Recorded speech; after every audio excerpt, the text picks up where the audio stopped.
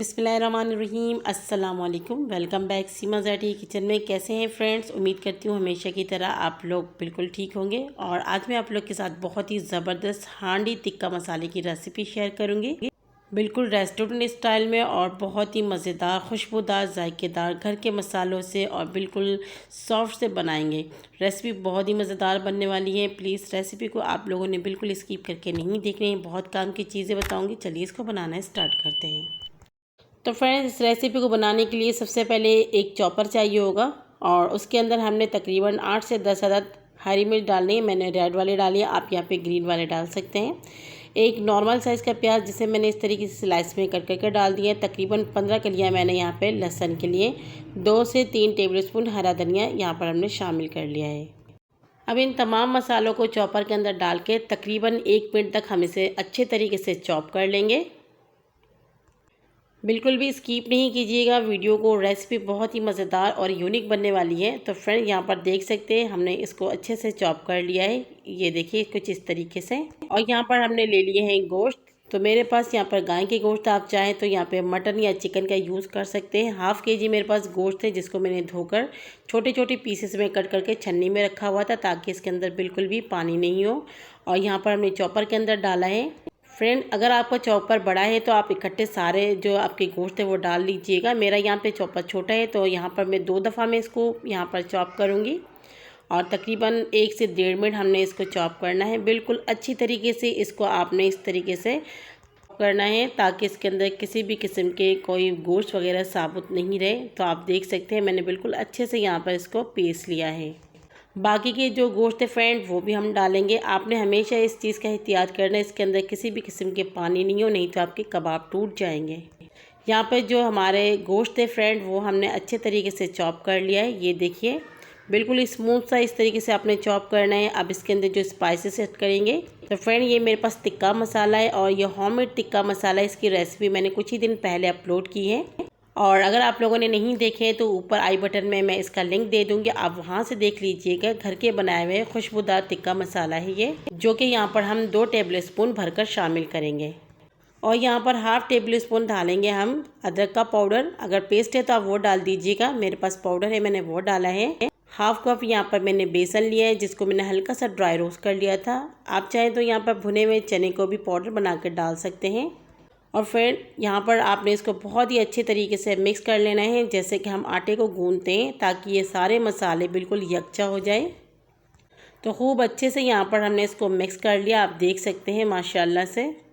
अब ये बनने के लिए बिल्कुल तैयार है। फ्रेंड, यहाँ पर हमने ऑयल ले लिया है, जो कि हम थोड़े से हथेली पे लगाएंगे, ताकि इसके अंदर कोई क्रैक्स वगैरह नहीं आए। इस तरीके से आपने हथेली पे लगाकर नॉर्मल साइज़ का बॉल बना लेना है, और हाथों की मदद से इसको आपने पहले दबाना है, ताकि इसके अंदर किसी भी किस्म की क्रैक्स नहीं हो। फ्रेंड, मैं जिस तरीके से आप लोग को बता रही हूँ, अगर आप लोग इस तरीके से करेंगे, आपके जो ये कबाब है बिल्कुल नहीं टूटेंगे और बहुत ही मज़ेदार टेस्टी बनेंगे। यहाँ पर हम ना किसी सीख के इस्तेमाल करेंगे, ना ही स्टिक का करेंगे, क्योंकि बहुत सारे लोगों के पास अवेलेबल नहीं होते, तो हम इसको इसी तरीके से बनाएंगे। तो फ्रेंड, आपने इस तरीके से इसको शेप दे देना है। तो यहाँ पर माशाल्लाह हमने जो शेप दिए हैं बहुत ही अच्छे लग रहे हैं। इसी तरीके से बाकी के जो कबाब है उसको भी हम शेप दे देंगे, और सारे कबाब तैयार करके तकरीबन 15 मिनट के लिए इसको हम रेस्ट देंगे। यहाँ पे सारे कबाब हमारे तैयार हो चुके हैं, आप इसे डीप फ्रीज़र में भी सेव कर सकते हैं। चलिए इसको फ्राई करना शुरू कर देते हैं। तो यहाँ पर मैंने एक कढ़ाई ले लिया, आप चाहें तो फ्राई पैन का इस्तेमाल कर सकते हैं। फ्रेंड, मैं इसी कढ़ाई के अंदर इसके मसाले भी तैयार करूँगी, इसलिए मैंने एक ही कढ़ाई का इस्तेमाल किया है। 1 कप हमने यहाँ पर ऑयल का ले लिया है। अच्छे से पहले ऑयल को हमने यहाँ पर गर्म कर लेना है। उसके बाद यहाँ पर फ्लेम को मीडियम पे करके आपने एक एक करके कबाब को ऑयल के अंदर डाल देना है। आपने यहाँ पे ख्याल करना है कि ऑयल का जो टेम्परेचर बहुत ज़्यादा नहीं होना चाहिए। कबाब को इसमें हल्के हल्के से हमने कलर लेकर आना है। कबाब को ना जलाना है, ना इसको पूरा डन करना है। हम इसको यहाँ पर इसलिए फ्राई कर रहे हैं, ताकि इसका जो कलर है वो खूबसूरत से आ जाए और इसमें बहुत ही अच्छी खुशबू भी आ जाए। तो यहाँ पर हमने कबाब को बिल्कुल भी हिलाना नहीं है। 2 मिनट बाद थोड़े सा आपने कढ़ाई को इस तरीके से हिलाना है। कोई चम्मच वगैरह आपने इससे पहले नहीं डालना है। उसके बाद आपने छोटा सा स्पून लेकर और इस तरीके से आपने हल्के हल्के से इसको उलट पुलट कर देना है। इस तरीके से फ्रेंड आपके जो कबाब है बिल्कुल भी नहीं टूटेंगे। आप रेसिपी को एंड तक देखते जाएं और बहुत ही खूब इंजॉय भी करेंगे। और अगर आप लोग को मेरी रेसिपी अच्छी लग रही है प्लीज़ लाइक कर दीजिए, चैनल में नए हैं तो सब्सक्राइब भी कर लीजिए, बेल आइकन को ज़रूर प्रेस कीजिएगा जिससे मेरी तमाम वीडियो के नोटिफिकेशन आप तक पहुँचेंगे। यहाँ पर हमने जो कबाब है इसको पलट दिए और दूसरी तरफ से भी फ्रेंड इसको हम फ्राई करेंगे। तकरीबन 3 से 4 मिनट लगेंगे इसको फ्राई करने में। तो खूबसूरत से कलर यहाँ पर आ चुके हैं। इससे ज़्यादा डार्क कलर नहीं देंगे, ठंडे होने के बाद इसका जो कलर है और भी ज़्यादा डार्क हो जाता है। तो बस यहाँ तक हम इसको निकाल लेंगे फ्रेंड। और बाकी की जो कबाब है उसे भी हम इसी तरीके से इसी ऑयल के अंदर फ्राई कर लेंगे। यहाँ पे जो सारे कबाब हमने फ्राई कर लिए और माशाल्लाह बहुत ही अच्छे लग रहे हैं। तो चलिए इसका मसाला बनाना स्टार्ट करते हैं। तो फ्रेंड उसी ऑयल के अंदर हमने यहाँ पर बड़े साइज़ का एक प्याज जिसे मैंने चॉपर के अंदर डालकर ही चॉप कर दिया था वो शामिल कर लिया और फ्लेम को मीडियम टू हाई पे करके तकरीबन 2 मिनट तक इसे चम्मच चलाते हुए फ्राई करेंगे। तो यहाँ पर हम चम्मच चला रहे हैं। प्याज के अंदर का जो पानी है इसको भी हमने यहाँ पर ड्राई कर लेना है और इसमें से प्याज हमारे अच्छे से सॉफ्ट भी हो जाएंगे। तो फ्रेंड जल्दी से लाइक कर दीजिए, बहुत ही मज़े की बनने वाली है। यहाँ पर जब 2 से 3 मिनट हो गए प्याज को हम फ्राई कर लिए, 1 टेबल स्पून भरकर लहसुन अदरक का पेस्ट वो हमने शामिल कर लिया है और मज़ीद इसे हम मीडियम फ्लेम करके 2 मिनट तक फ्राई करेंगे। लहसुन अदरक की बहुत ही अच्छी खुशबू आना शुरू हो गए। तो यहाँ पर हमने बड़े साइज़ के 2 टमाटर इसी में मैंने अच्छे से पेस्ट बना लिया था। आप चाहें तो छोटे छोटे पीसेस में कट करके भी डाल सकते हैं। और अच्छे से इसको हम मिक्स करेंगे मीडियम टू हाई फ्लेम में। अब कुछ स्पाइसेस भी ऐड करेंगे जो कि मैं यहाँ पर स्क्रीन पे भी लिखकर आप लोग के साथ शेयर कर रही हूँ ताकि आप लोग को आसानी हो जाए फ्रेंड। 1 टीस्पून हमने यहाँ पर ज़ीरा पाउडर, 1.5 टीस्पून यहाँ पर धनिया पाउडर और 1 टीस्पून नमक यहाँ पर शामिल किया है। नमक थोड़ा कम डालिएगा क्योंकि जो हमने तिक्का मसाला ऐड किया था कबाब में उसमें भी नमक थे। 1/3 टीस्पून यहाँ पर हल्दी पाउडर, 1/3 टीस्पून लाल मिर्चों का पाउडर और 2 टीस्पून यहाँ पर तिक्का मसाला जो कि होममेड मसाला है वो हम यहाँ पर ऐड करेंगे। तो फ्रेंड इन मसालों को डालने के बाद आपने तकरीबन 3-4 मिनट मसाले को भूनना है और अगर ज़रूरत पड़े तो बीच बीच में आप थोड़ा थोड़ा पानी भी शामिल कर सकते हैं। मसाले को भूनना सबसे मेन चीज़ होते हैं। जब तक इसके ऊपर ऑयल बिल्कुल सेपरेट नहीं हो जाते और इसमें से बहुत ही अच्छी खुशबू नहीं आती मसाले भुनने की, तब तक आपने इसको भूनना है। यहाँ पर देख सकते हैं ऊपर जो ऑयल है वो सेपरेट हो चुके हैं। जो हमने इसके अंदर पानी वगैरह ऐड किया था वो ड्राई हो चुके हैं। बस यही मसाले का जो कच्चापन है फ्रेंड ऐसे ही ख़त्म करते हैं। अब ये जो मसाले बिल्कुल रेडी है। अब इसके अंदर हम ग्रेवी शामिल करेंगे जिसके लिए हमने 2 गिलास भरकर पानी शामिल कर लिए और फ्लेम को यहाँ पर हम हाई कर देंगे। तो बस यहाँ पर 1 से 2 मिनट में बहुत ही अच्छे तरीके से बॉईल आ चुके हैं। अब यहाँ पर हम फ्राई जो हमारा टिक्का है वो हम यहाँ पर ऐड करेंगे और यहाँ पे 1/2 टीस्पून हम डालेंगे गरम मसाला पाउडर जो कि फ्रेंड ये भी मेरा होममेड मसाला है। इसकी अगर रेसिपी आप लोगों ने नहीं देखी इसकी भी लिंक मैं ऊपर आई बटन में दे दूँगी, आप लोग वहाँ से देखिएगा। बहुत ही ज़बरदस्त और खुशबूदार गरम मसाला आप घर पर बना सकते हैं। 1/2 टेबल स्पून हमने यहाँ पर गरम मसाला पाउडर डाला है और इसको हम कवर करेंगे तकरीबन 10 से 12 मिनट।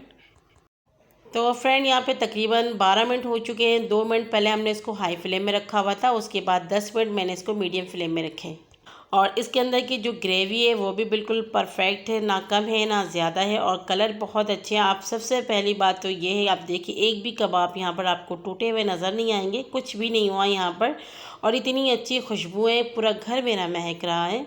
अब यहाँ पर हमने इसके अंदर हरा धनिया डाल दिया तकरीबन 2 टेबल स्पून और मीडियम टू लो फ्लेम में इसे फिर से हम कवर करेंगे ताकि जो हरे धनिया के फ्लेवर है वो भी इसके अंदर अच्छे से आ जाए और इसको थोड़े से और पकने का टाइम मिले। और दूसरी तरफ मैंने चूल्हे के ऊपर कोयले को रख दिया है अच्छे से स्मोक होने के लिए। यहाँ पर 2 मिनट हो चुके हैं, कवर को हटा लेते हैं फ्रेंड। और ये देखिए माशाल्लाह बहुत ही ज़बरदस्त, बहुत ही खूबसूरत और आप इसकी ग्रेवी देख सकते हैं, चेक कर लीजिए कितने ज़बरदस्त हमारे कबाब है, एक भी नहीं टूटे हैं। तो बस यहाँ पर फ्लेम को हम बंद कर देंगे और फ्लेम को बंद करने के साथ ही आप देख सकते हैं तरी आना शुरू हो चुके हैं। अब बीच में से इस तरीके से आपने थोड़ा सा जगह बना लेना है ताकि हम इसके अंदर एक बॉल रख सकें। स्टील या सिल्वर का कोई बॉल इस्तेमाल कर सकते हैं, प्लास्टिक का हरगिज़ ना इस्तेमाल करें। चाहे तो किसी फॉल पेपर को भी आप यहाँ पर रख सकते हैं और बहुत ही एहतियात के साथ जो आपने कोयले को गर्म किया है वो इसके अंदर डाल दीजिए। अब बहुत ही बेहतरीन सी स्मोकिंग लाने के लिए यहाँ पे 3 से 4 कतरे आपने ऑयल के डालना है और इसको कवर कर देना है। तो फ्रेंड 3-4 मिनट बाद मैंने कवर को हटाया है और बहुत ही आराम से आपने इसको हटा लेना है। तो माशाल्लाह इतनी अच्छी खुशबू आ रही है जैसे कि कहीं पे टिक्के वगैरह बन रहे हैं या सीख कबाब बोटी बन रहे हैं। बहुत ही अच्छी खुशबू आ रही है। और हमारा जो ये हांडी टिक्का मसाला बिल्कुल रेडी हो चुकी है। इसका फ़ाइनल लुक भी मैं आपको दिखाती हूँ। तो ये देखिए मैं इसे डिश आउट कर रही हूँ और आप इसका फ़ाइनल लुक देख सकते हैं। माशाल्लाह आप भी बनाएंगे और कहेंगे कि कोई चीज़ बनी है घर पर। और इसे बनाकर मेहमानों के साथ भी आप शेयर कर सकते हैं। फ्रेंड, इसे बनाकर आप सेव भी कर सकते हैं। जब दिल चाहे इसे निकाल कर आप मसाला बनाकर मेहमानों के सामने या खुद घर वालों के सामने भी रख सकते हैं। फ्रेंड, ये बहुत ही मज़ेदार, बहुत ही टेस्टी और बहुत ही खुशबूदार बनी है। आप लोग ज़रूर इस रेसिपी को ट्राई कीजिएगा।